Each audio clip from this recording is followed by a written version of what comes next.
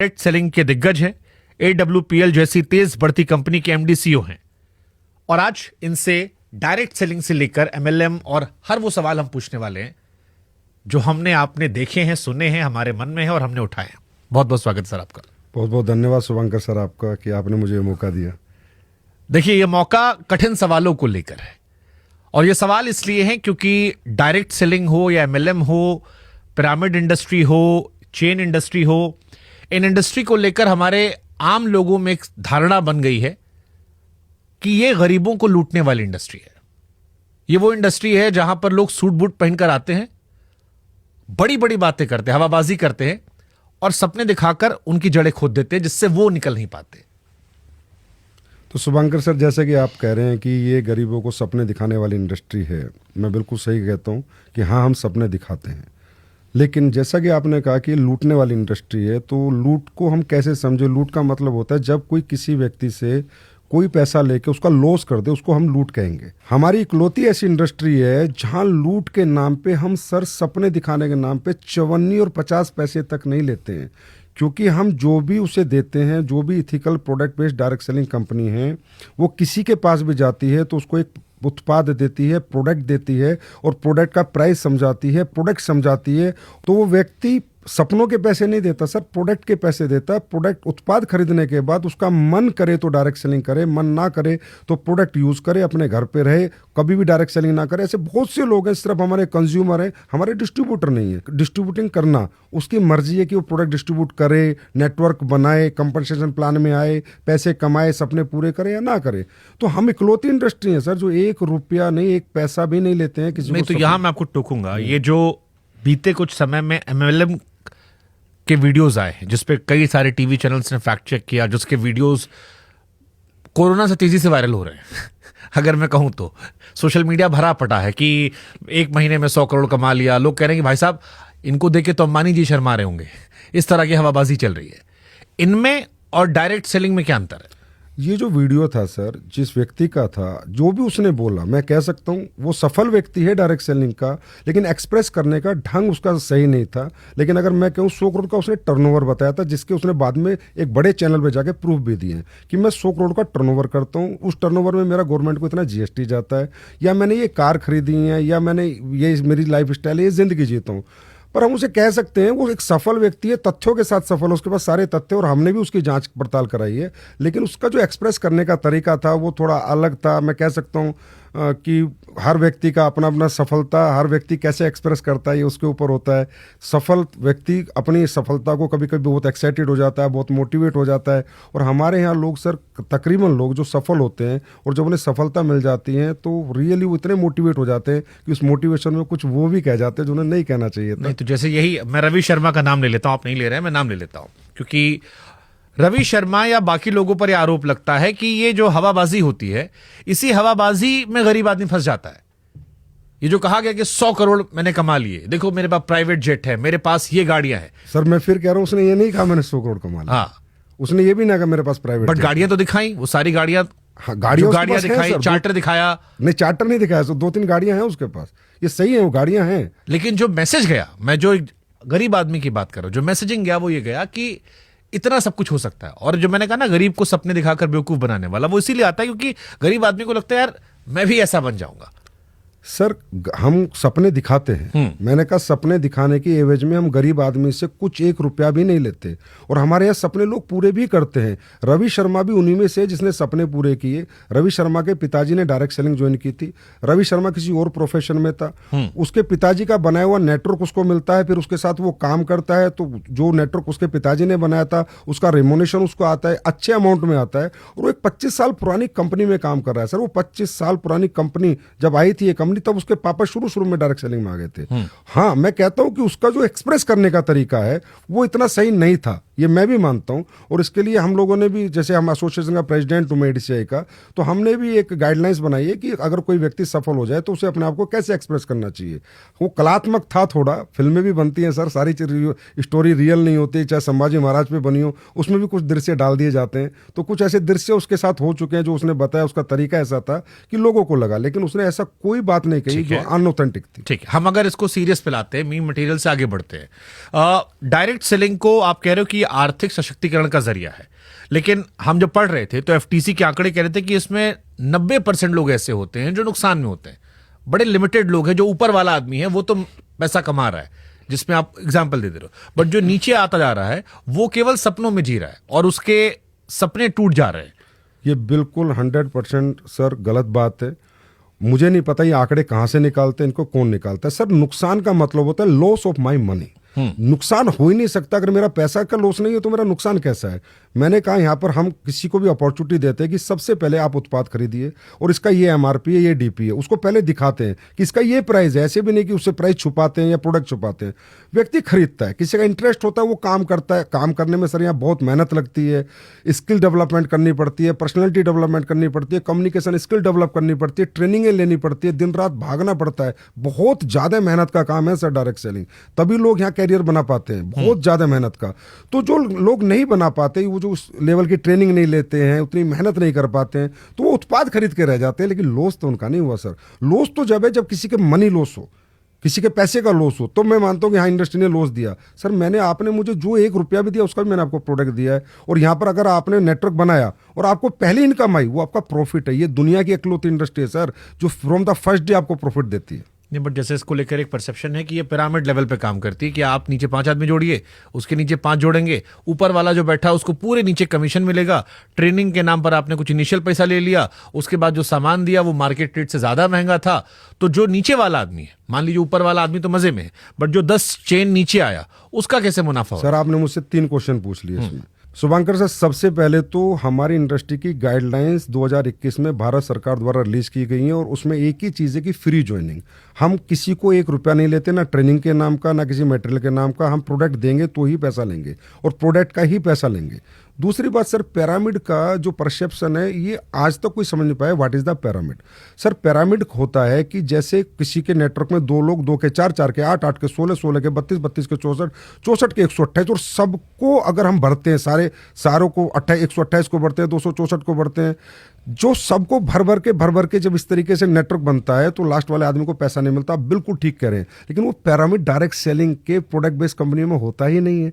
Direct selling की जो product based authentic कंपनियां हैं उनका मॉडल पिरामिड का होता नहीं हुआ। तो जो काम करेगा उसको पैसा आएगा, जो काम नहीं करेगा उसको पैसा नहीं आएगा।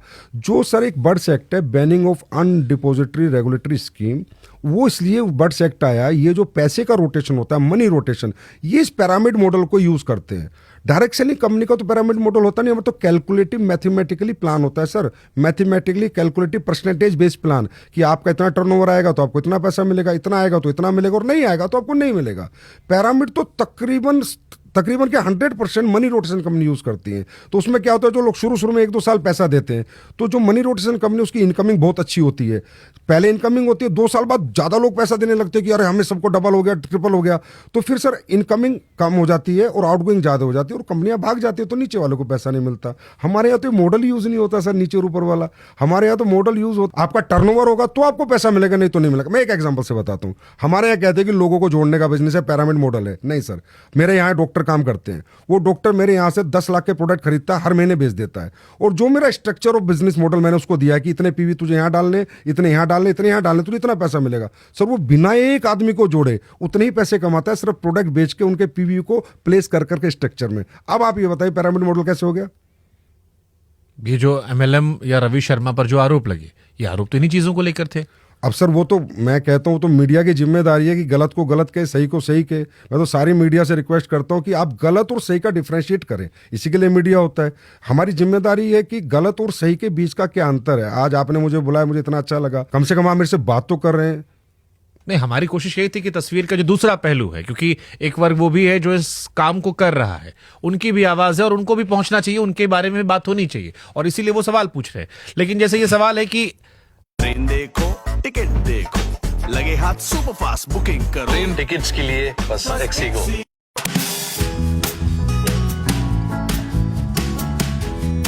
Grow stocks. सपने दिखाने की बात हुई। अब अक्सर हम कहते हैं कि हमने कम समय में इतने करोड़ कमा लिए। डबल पैसा हो गया, पैसा बढ़ गया, या प्रोडक्ट जो था, जिसको हमने कहा कि प्रोडक्ट की वहां वैल्यू नहीं बताई जाती, प्रोडक्ट हमेशा महंगा होता है, प्रोडक्ट की जहां बाकी चीजों पर ज्यादा ध्यान है, चाहे वो लोग जोड़ने पर ध्यान हो या ट्रेनिंग की बात हो। तीसरा, जैसे आपने ट्रेनिंग कहा कि ट्रेनिंग के पैसे नहीं लगते।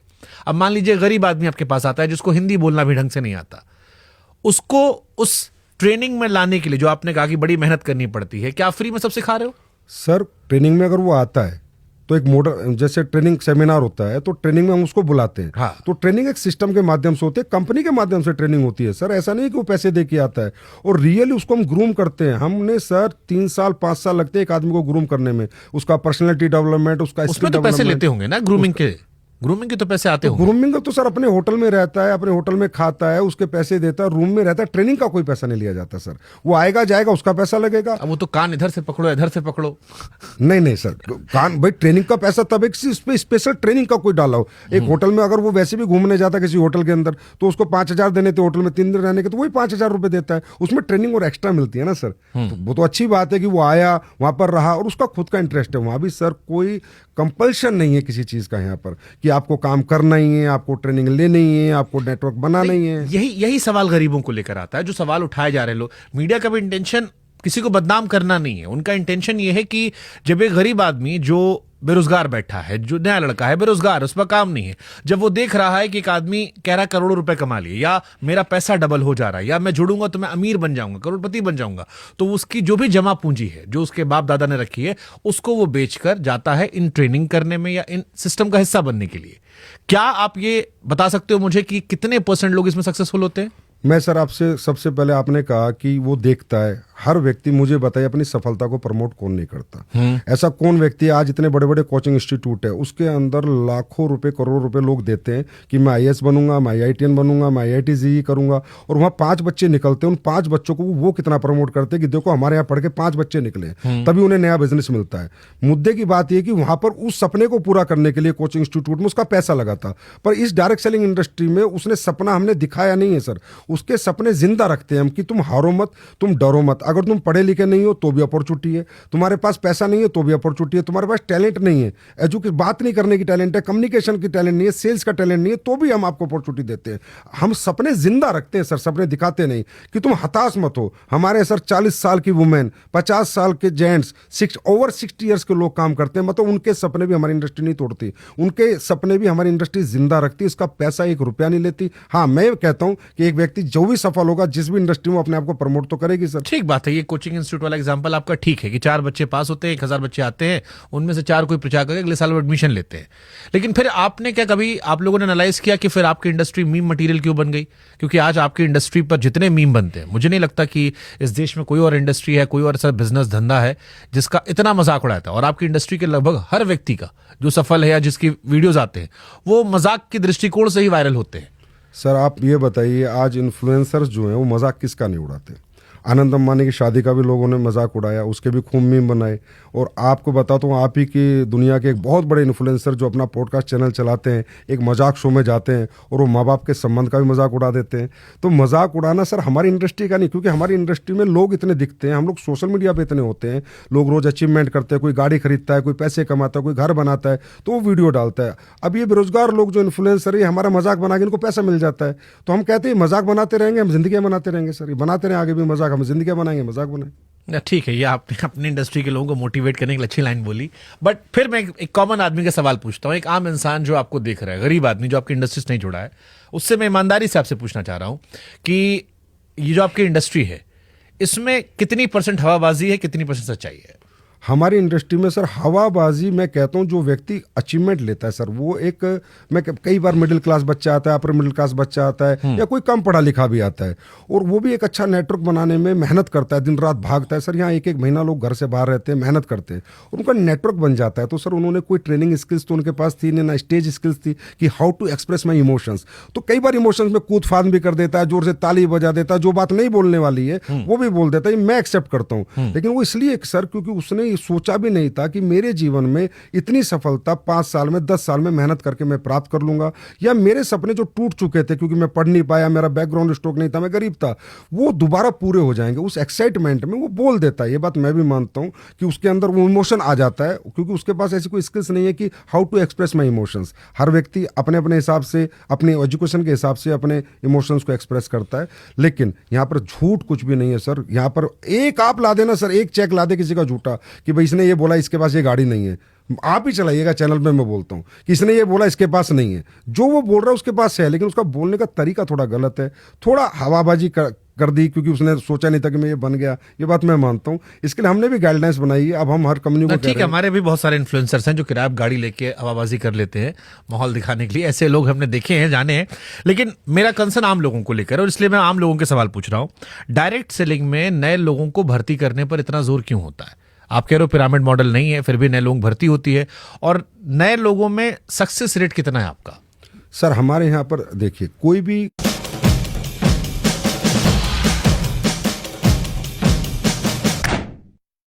कंपनी अगर बड़ी बनी या दुनिया में मान ले अंबानी आज बहुत बड़ा एम्पायर चला रहा है, तो वो भी तो 1 लाख 2 लाख लोगों को एम्प्लॉयमेंट दे रखा है। क्योंकि सर सक्सेस क्या है, जितने वर्किंग हैंड ज़्यादा होंगे आपका काम करेंगे, और जितना टाइम मल्टीप्लाई होगा आपके बिजनेस में, लोग अपना अपना समय देंगे, जितना टैलेंट मल्टीप्लाई होगा, दैट इज कॉल्ड सक्सेस। तो टैलेंट मल्टीप्लाई करने के लिए, समय मल्टीप्लाई करने के लिए और वर्किंग हैंड्स मल्टीप्लाई करने के लिए हमारी इंडस्ट्री में लोग कोशिश करते हैं कि लोग हमारे उत्पाद खरीदें, उन्हें पसंद करें, और सर बेचें ना, शेयर करें। अगर उत्पाद अच्छा लगे तो उसको शेयर करें। हमारी इंडस्ट्री को सेलिंग स्किल्स नहीं, सेलिंग इंडस्ट्री नहीं कहा जाता, शेयरिंग इंडस्ट्री कहा जाता है। अब इसी काम के लिए अंबानी अरबों खरबों की तनख्वाह बांटता है या बड़ा कोई इंडस्ट्रियलिस्ट बांटता है। हमारी इंडस्ट्री में वो पैसा जो मीडिएटर्स का पैसा था, जो होलसेलर का पैसा था, स्टॉकिस्ट का पैसा था, रिटेलर का पैसा था, वो पैसा हम इन लोगों को दे देते उसी कंपनसेशन प्लान के अंदर कि भाई वो पैसा जो हम दुनिया को दे रहे थे, एडवर्टाइजमेंट का दे रहे थे, वो हम आपको दे देते हैं। तो प्रैक्टिकल मॉडल ये है, नए लोगों को भर्ती करना हमारा मॉडल नहीं है। बट डायरेक्ट सेलिंग हुआ या MLM हुआ, इसमें प्रोडक्ट के बारे में हमने जितने वीडियोस देखे बड़ी कम बातें होती हैं। ज्यादा बातें जो होती हैं वो मोटिवेशन की आती हैं, या मार्केटिंग पार्ट जो है वो बड़ा ज्यादा होता है। प्रोडक्ट इसमें कहां रह जाता है? सर हमारी इंडस्ट्री का बेस ही प्राइमरी प्रोडक्ट है। अगर हम लोगों का प्रोडक्ट में दम नहीं होगा ना, हमें कोई एक्सेप्ट नहीं करेगा। सर मैं रीज़न बताता हूँ। आज आप किसी भी दुकान से, रिटेलर से कोई प्रोडक्ट लो और आपको अच्छा ना लगे, आप क्या करोगे? कंज्यूमर में जाकर उसकी कंप्लेन कर दोगे। एक आदमी ने कंप्लेन करी, एक आदमी ने प्रोडक्ट खरीदना बंद कर दिया, तो क्या फर्क पड़ेगा? आपको कोई फर्क नहीं पड़ेगा, कंपनी को कोई फर्क नहीं पड़ेगा। लेकिन हमारे यहाँ इतना क्वालिटी कंट्रोल हमें रखना पड़ता है कि अगर एक प्रोडक्ट भी हमने अच्छा नहीं बनाया, उसमें जो हमने कमिटमेंट किया वो नहीं दिया, वो क्वालिटी नहीं दी, एक प्रोडक्ट खराब देने से एक बंदा बात करता है तो 10 लाख लोग उसके खिलाफ बात करते हैं। तो हम तो सबसे ज्यादा क्वालिटी कंसर्न लोग हैं सर। हमारे प्रोडक्ट आप भी यूज करके देखना। और मैं आपको एक बात और बताता हूँ, हमारे प्रोडक्ट ज्यादातर पूरे अपर क्लास के लोग यूज करते हैं, हाई क्लास के लोग यूज करते हैं।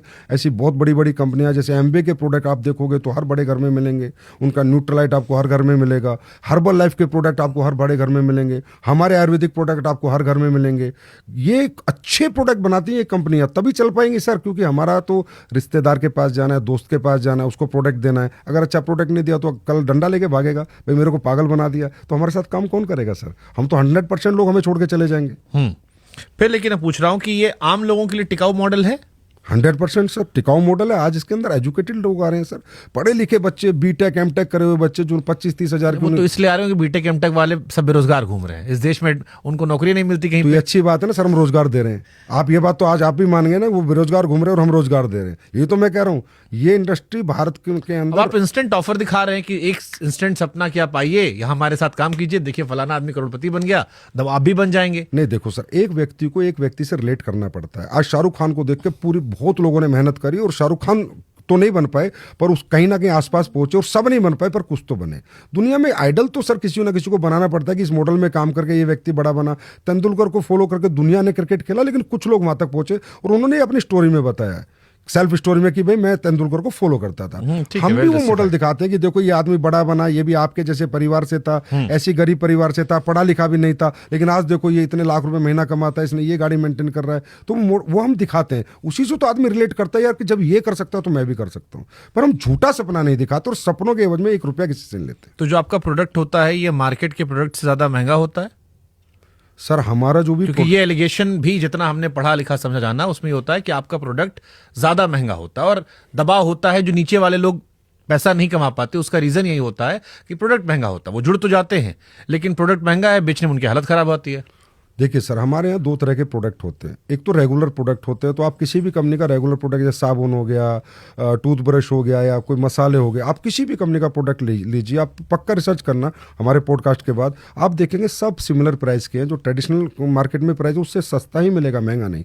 कुछ प्रोडक्ट होते हैं सर R&D बेस्ड प्रोडक्ट होते हैं, रिसर्च ओरिएंटेड प्रोडक्ट होते हैं, जो इन्फॉर्मेटिव प्रोडक्ट होते हैं, जो डेमो बेस्ड प्रोडक्ट होते हैं, जिनको सिर्फ आप बात करके नहीं बेच सकते। क्योंकि सर एक चीज़ अगर बाजार में 200 की मिल रही है और एक डायरेक्ट सेलर जाके उसे 600 की बेच रहा है, तो वो जब भी बेच सकता है जब उसकी इन्फॉर्मेशन उसके पास होगी, इसमें क्या डला है, क्या पेटेंट इंग्रेडिएंट डला है। आज जैसे कुरकुमिन है सर, आप बाजार के कोई रिटेलर आपको कुरकुमिन नहीं समझा सकता, KSM 66 नहीं समझा सकता कि अश्वगंधा का KSM 66 क्या पेटेंट है, ये क्या काम करता है। तो रिसर्च ओरिएंटेड प्रोडक्ट जो होते हैं, हम उनके प्राइस होते हैं, लेकिन सर प्राइस छुपा के थोड़ी देते हैं हम।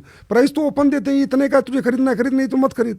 प्राइस हम छुपाते थोड़ी है कि पहले खरीद ले बाद में पैसे लेते हैं। बट जैसे जो नीचे वाला आदमी, यही जो फेलर का आरोप लगता है वो इसी बात को लेकर लगता है कि जो नीचे वाला आदमी है, जो जुड़ गया, वो बेच ही नहीं पा रहा फिर सर, इसलिए वो फेल हो गया। नीचे ऊपर पे जोर ना दे, यहाँ नीचे ऊपर का बिजनेस ही नहीं है। मैं फिर कह रहा हूँ आपको, जो मैं नए आदमी की बात कर रहा हूँ। जो नया आदमी आया, जिसको आपने कहा कि ये धंधा, ये सामान बेचाओ, अब वो नहीं बेच पा रहा क्योंकि उसे लग रहा है ये महंगा हो गया है और उसे समस्याएं आ रही हैं बेचने में। उसे उसलिए आती है सर, क्योंकि अगर वो प्रोडक्ट की नॉलेज नहीं लेगा कि ये क्यों महंगा है, भाई अगर ये पेस्ट है तो महंगा क्यों है, ये प्रोडक्ट है, ये प्रोटीन है तो महंगा क्यों, आखिर इसमें क्या डला है। सर आप समझते हैं कि प्रोटीन 40% भी डलता है प्रोटीन के डिब्बे में, 80% भी डलता है। 80% प्रोटीन वाला डिब्बा महंगा होगा, 40% वाला कम होगा। अश्वगंधा का एक एक्सट्रैक्ट भी आता है और उसमें से KSM 66 निकल के आता है। तो आप नॉर्मल अश्वगंधा लेंगे वो सस्ती होगी, KSM वाली लेंगे तो महंगी होगी। हल्दी आप नॉर्मल लेंगे तो सस्ती होगी, जिसमें कुरकुमिन का परसेंटेज 2% है, और एक हल्दी है जिसमें परसेंट 18% है तो महंगी होगी। वो उसे बताना पड़ेगा। देखिए सर, यहाँ पर इसलिए मैं कह रहा था आपको कि प्रोडक्ट की इंफॉर्मेशन देनी पड़ती है, प्रोडक्ट नॉलेज लेनी पड़ती है, प्रोडक्ट डेमो करने पड़ते हैं, तब एक आम कंज्यूमर समझता है हाँ यार ये चीज महंगी इसलिए है क्योंकि इसमें ये डला हुआ है। तो जो बड़ी बड़ी कंपनियां, चाहे वो आयुर्वेद की कंपनियां हो या नॉर्मल जो हम सामान खरीदते हैं, साबुन, तेल, शैम्पू, वो हमारे बाप दादा भी यूज कर रहे थे। उन कंपनियों पर हमको एक भरोसा है, हमें लगता है कि उनके टीवी पर ऐड आते हैं, सरकार जो है रेगुलेट करती है, FCCI उनको देखती है। All stations, we are good for launch. हमें रुकना पड़ेगा। हम उनकी जगह आप पर क्यों जाते हैं लोग फिर? सरकार ने सर हमें भी रेगुलेट किया गया है, FSSAI है हमको भी देखती है। अगर आयुर्वेदिक प्रोडक्ट की बात करो तो बिना आयुष लाइसेंस के कोई कंपनी आयुर्वेदिक का कोई फॉर्मूला नहीं बना सकती। वो हमारी कंपनियां भी सारी आयुर्वेद के लाइसेंस का उससे गवर्नमेंट से ऑथराइज होके वो फॉर्मूला बनाती है और आयुर्वेद डिपार्टमेंट से परमिशन लेके आयुष से उसके बाद ही बनाती है। अब मैं आपको बताता हूँ सर कि ये जो इंडस्ट्री आई थी ना, जब आई थी 1883 की बात मैं कर रहा हूँ, 1883 की बात, तो ये स्किन प्रोडक्ट को लेके आई थी कि स्किन के बेस्ट प्रोडक्ट बनाने थे इनको और वो लोगों तक पहुंचाने थे। 1883 में आके पहला जो रेगुलेशन आया 1972 में आया अमेरिका के अंदर। फिर एक कंपनी आती है एम्बे कंपनी, न्यूट्रास्यूटिकल को सर इंट्रोड्यूस करने वाली कंपनी पूरे वर्ल्ड में। जब लोग जानते नहीं थे कि न्यूट्रास्यूटिकल बॉडी में क्यों ज़रूरी है, क्या विटामिन की डेफिशिएंसी होती है, क्या मिनरल की डेफिशिएंसी होती है, लोग नहीं जानते थे ना, ये इंट्रोड्यूस किया एम्बे ने। तो वो प्रोडक्ट सर कॉस्टली बने थे, रिसर्च ओरिएंटेड बने थे। हमेशा बेस्ट प्रोडक्ट अगर आपको बेचना है तो आप ट्रेडिशनल मार्केट में सर इसलिए नहीं बेच सकते। एक छोटे से एग्जांपल से आपको बताता हूं। अगर आज कोई ए कंपनी एक एलोवेरा 100 रुपये का बेच रही है तो बी कंपनी को भी मेडिकल स्टोर पे 100 रुपये का एलोवेरा बनाना पड़ेगा। 300 का बनाने की कोई हिम्मत नहीं करेगा। क्यों? रिटेलर रखता ही नहीं है कि भाई वो 100 का दे रही है, मैं तेरा 300 का क्यों रखूं। तो प्राइस की जो वार है, प्राइस कॉम्पिटिटिव वार है, वो ट्रेडिशनल में हमारे यहाँ नहीं। हम कुछ भी बना सकते हैं सर। आप बोलो कि सर 1 लाख का च्यवनप्राश बना दो, मैं 1 लाख का च्यवनप्राश बना के आपको दे सकता हूँ, और क्यों बनाए, इसमें कितनी स्वर्ण भस्म डली है वो भी आपको बताऊंगा। पर वो 1 लाख में प्रूव कर दूंगा कि सर 1 लाख का च्यवनप्राश है, लेकिन वो 1 लाख का च्यवनप्राश दुकान पे मैं किसी भी दुकान पर रख के नहीं बेच सकता। Nobody can accept. बोला यार 200 के च्यवनप्राश मैं तुम्हारा 1 लाख का क्यों रखूंगा, क्यों रखेगा मेरा? उसके पीछे रिसर्च क्या है, साइंस क्या है, इन्फॉर्मेशन क्या है, डाला क्या है, और मैं क्यों बेच रहा हूं इतने का। हमारे गोयल साहब बेच रहे हैं 1.5 लाख का च्यवनप्राश। बिक रहा है ना सर 1.5 लाख का, लेकिन वो इसलिए क्यों कितना बिक रहा है वो हमको नहीं पता, लेकिन उन्होंने लाए और बना रहे हैं दबा के वो, तो इसका मतलब शायद बिक ही रहा होगा। अब बिक रहा होगा नहीं बिक रहा होगा वो तो गोयल साहब जाने, लेकिन 1.5 लाख का च्यवनप्राश तो बनाया ना। हाँ, खिलाया नहीं उन्होंने, हमें लेकिन दिखाया था। वो 1.5 लाख का लेकिन वो 1.5 लाख का च्यवनप्राश आपको किसी भी रिटेल स्टोर पे नहीं बिक सकता। क्यों बेचेगा? नहीं, रिटेलर ही नहीं बेचेगा, क्योंकि रिटेलर के पास 50 कंपनियों के च्यवनप्राश है, वो सब 250-300 के रेंज में है। तो 1.5 लाख का वो रखेगा नहीं सर। सबसे पहली बात तो अगर उनको भी बेचना होगा तो अपने सेल प्लेटफॉर्म से बेचेंगे। यही है सर डायरेक्ट सेलिंग। अगर हमें अच्छे प्रोडक्ट बनाने, प्राइस की वार में नहीं फंसना, क्वालिटी वार में फंसना है, तब हमारा मॉडल है सर डायरेक्ट सेलिंग। इसलिए आप सर आप यूज कीजिए किसी भी डायरेक्ट सेलिंग का कोई भी प्रोडक्ट, आप मुझे रिव्यू करना, उसके बाद आप फिर एक चला देना एक पॉडकास्ट कि यार मजा नहीं आया। किसी भी अच्छी डायरेक्ट सेलिंग कंपनी का कोई भी प्रोडक्ट यूज करेंगे सर, भारत में कौन कौन से डायरेक्ट सेलिंग की अच्छी कंपनियां हैं? सर एमवे है, हर्बल लाइफ है, वेस्टीज है, आरसीएम है, शॉपनेट है, दारजुब है। यार से रवि शर्मा वाली? हाँ, 25 साल पुरानी है सर, अच्छी कंपनी है। उसकी सर उसकी तो मैं आपको बताऊं, बाजार से सस्ते प्रोडक्ट है। उस कंपनी ने इतनी रिसर्च करी हुई है। अगर बाजार में साबुन 50 की है तो उसकी 35 रुपए की है। मैं रियली आपको बता रहा हूँ। आप ये कह रहे हो उसका प्रोडक्ट अच्छा है? मैं कह रहा हूँ सर, अब जो सच है वो तो सच ही रहेगा ना सर। अब जैसे हमारे आयुर्वेदिक प्रोडक्ट है, हमारे महंगे प्रोडक्ट है, 100% महंगे प्रोडक्ट है, लेकिन हमारा पेस्ट जिसने भी कर लिया उसने कम से कम पूरी जीवन दूसरा पेस्ट को हाथ नहीं लगाया, लेकिन हमारा पेस्ट महंगा है। लेकिन जब क्यों महंगा है, उसमें कितना लौंग का तेल है, कितना हमने डाला है, दांतों को क्या देता है, ये हम प्रूव करते हैं, इन्फॉर्मेशन देते हैं कि भाई इसलिए हमारा प्रोडक्ट महंगा है। अब देखो, आपकी एक तो आप लोगों में कला होती कि आप लोग सब स्पीकर बड़े अच्छे होते हो, आदमी को कन्विंस करना आता। आप मुझको भी कोशिश कर रहे हो कि अपने कन्विंस वाले जाल में रख लो, लेकिन मैं क्योंकि हूं पत्रकार तो फिर पूछता हूं एक आम आदमी सवाल कि अगर डायरेक्ट सेलिंग से आदमी ऐसे रईस बन जाता तो फिर 140 करोड़ की आबादी में सब यही कर लेते। इस देश में इतनी गरीबी है, फिर अंबानी और अडानी को बाकी धंधा करने क्या जरूरत थी? वो भी डायरेक्ट सेलिंग में आते, उनके पास तो और रिसोर्सेज थे, लाखों करोड़ों लोग जुड़े हुए थे, तो वो धंधे में क्यों नहीं हाथ लगाए? वो अपना क्यों अलग सामान बेच रहे हैं? देखिए सर, अगर हमारी अपॉर्चुनिटी ओपन फॉर ऑल है, आए ना, अनंत अंबानी आए, कोई भी आए हमारे यहाँ काम करे, काम करना पड़ेगा ना, मेहनत करनी पड़ेगी, घर घर जाके प्रोडक्ट बेचना पड़ेगा, प्रोडक्ट के डेमो करने पड़ेंगे। आज इस गांव जाना है, कल उस गांव जाना है। अगर किसी में इतनी हिम्मत, इतनी जील है तो आके काम करे। देखिए सर, हर आदमी इंजीनियर नहीं बनता, हर आदमी डॉक्टर नहीं बनता, हर आदमी टीचर नहीं बनता, हर आदमी प्रोफेसर नहीं बनता। हर व्यक्ति के ड्रीमर हर व्यक्ति नहीं होता। जो ड्रीमर हो और उसको इम्प्लीमेंट करे, वो मेहनत करे, वो जज्बा जिसके अंदर हो। सर, हम भी अपॉर्चुनिटी सबको देते हैं, हम खुद कहते हैं नहीं करते। ज़्यादातर लोग हमारे यहाँ भी काम नहीं करते। प्रोडक्ट यूज़ करेंगे, महीना 2 महीना हमारे ट्रेनिंग सेमिनार में आएंगे, फिर बोले हमारे बस की नहीं है। क्योंकि सर, रातों को जागना, धूप में जलना, सर्दी में ठिठुर के काम करना, घर छोड़ के घर से दूर रहना, ये सबके बस की बात नहीं होती। तो सभी अमीर बन जाएंगे सर, तो फिर अमीर बनने वाले की क्या वैल्यू रहेगी? तो कैसे भरोसा करें कि आपका सामान सही है? यूज जैसे मान लो आप गांव में आप गए, तो यूज करने में तो खर्चा करना पड़ेगा ना भाई, 2-4 बार लेना पड़ेगा। आप एक बार में पता महंगा चल है, आप 100 रुपए वाला 500 में दे रहे हो, हम क्या ही यूज करें? एक बार में पता चल जाता है सर, यूज करके पता चल जाता है। अब मैं बताता हूँ, हमारे यहाँ पर एग्रीकल्चर प्रोडक्ट है सर, किसान से ज़्यादा ऑनेस्ट तो कोई नहीं है। आज इतने चैनल पड़े, जैसे सोशल मीडिया पे मीम्स बन सकती हैं, इतनी वायरल हो सकती हैं, तो सोशल मीडिया पे प्रोडक्ट के रिजल्ट्स भी वायरल हैं सर। वो भी हमें देखने चाहिए कि कितने लोग बताते हैं। और कंज्यूमर, चलो सर, मैं दावा करता हूँ ये मेरा प्रोडक्ट है, कैंसर ठीक करता है।